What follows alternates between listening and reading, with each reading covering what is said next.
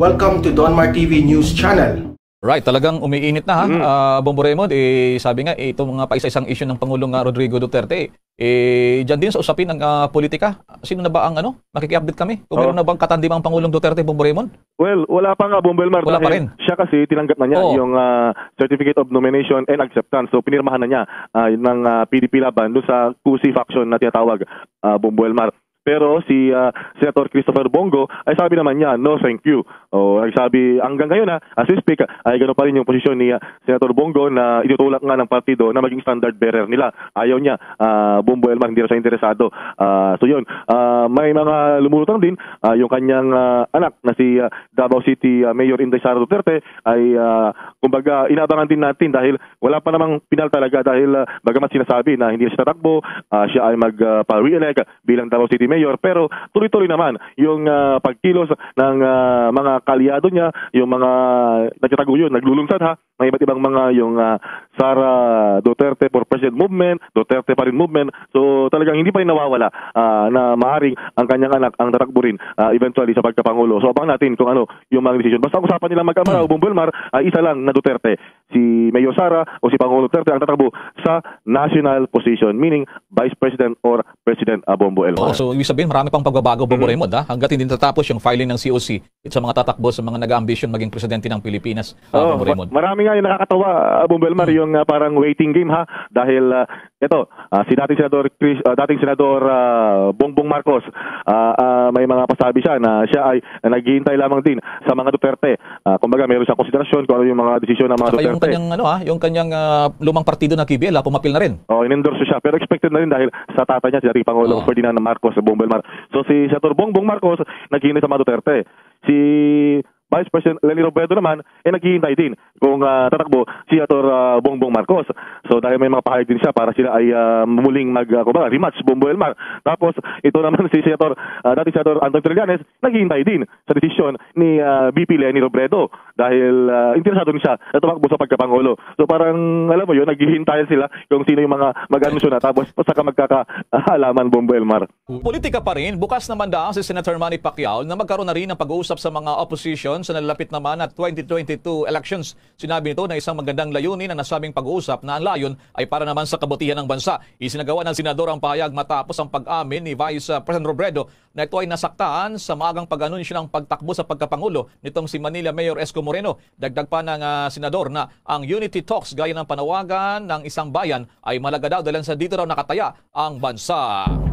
Samantala, naniniwala naman si retired Supreme Court Associate Justice Antonio Carpio na tatakbong Pangulo ng bansa si Presidential Daughter at Davao City Mayor Sara Duterte Carpio. Magiging Vice Presidente anya nito ay si dating Senador Bongbong Marcos. Dagdag pa ni Carpio na ang Duterte Carpio at ang Marcos tandem ang nananatiling matibay na tandem ng administrasyon sa ngayon.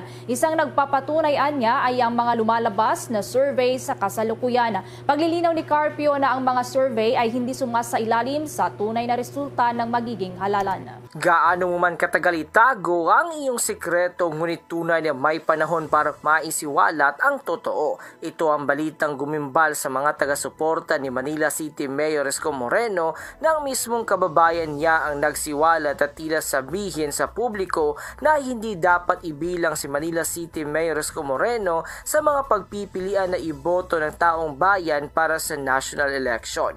Sa kanyang naging exclusive public post, kinatwiran mismo ng isang taga-Manila na tila hindi dapat iboto ng mga Pilipino ang Manila City Mayor Esco Moreno kung tatakbo man ito sa national election. Dahil sa kanyang mga naging highlight ay ang plunder case na isinampa mismo ng mga taga-Manila kay Mayor Esco Moreno nang ito'y Vice Mayor pa lamang ng lungsod. Kung bago pa lang kayo sa channel na to, huwag kalimutang i-click ang subscribe and notification bell para maging updated kayo sa lahat pa ng bagong videos na i-upload namin. At yun na nga mga kababayan, kumpirmadong nagulat ang mga taga-suporta ni Manila City Mayor Esco Moreno nang di umano isa sa kanya mga kababayan sa Manila ang mismong naglaglag sa alkalde patungkol sa di umano'y madilim na lihim ng Manila City Mayor noong mga nagdaang taon. Sa kanya naging pagsisiwalat ay nanindigan sa mga di umano'y kababayan ni Yorme na dapat daw ay hindi i-consider ang Manila City Mayor na si Isko Moreno kung tatakbo man ito sa 2022 national election. Kung may iboboto man daw ang taong bayan ay dapat ito ang politikong hindi kailangan na sangkot sa kasong korupsyon at hindi ginagawang araw-araw na buhay ang di umano'y pagpapamedya para lamang ipubliko ang kanyang mga ginagawa na kunwari ay tumutulong sa sambayanang Pilipino.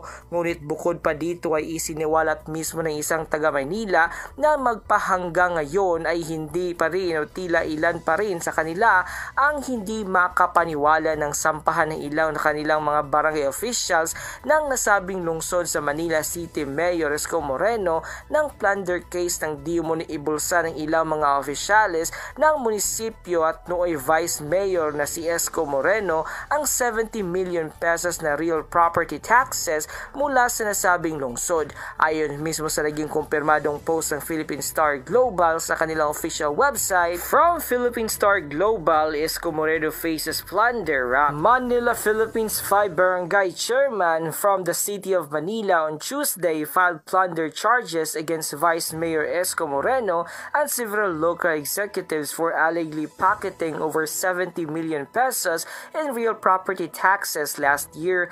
In an 11-page complaint before the Office of the Ombudsman, William Ipod of Barangay 101, Elenita Reyes of Barangay 105, Tito Caldosa Jr. of Barangay 106, and Ominador Kakam Jr. of Barangay 107, and Eduardo Solis of Barangay 116 also filed the same charges against City Councilor Marlon Lacson and Edward Macena. The compliance claimed that on October 8, 2013, Manzano forwarded before the City Council that Barangay 128 has unavailable funds of over 25 million pesos and distributed collection from real property tax or RPT. The amount was distributed to Barangay 128 on December 2, 2013 through a resolution which was affirmed by the City Council. The second tranche of the RPT amounting to over 52 million pesos was disbursed of December 27, 2013. However, the compliance said that the tax collection came from the sources not within the territorial jurisdiction of the said barangay but due to the other barangay. The compliance said the resolution is illegal because it has been issued as part of the scheme to malverse city funds and freely enable the respondents to acquire the amassed ill-gotten wealth, not only what had been released but also those who had been released in the past. They also alleged that the City Council redefined the jurisdiction of Barangay 128 by expanding it to cover businesses and industrial establishments so that it would be easy for them to share in the proceeds of the RPT.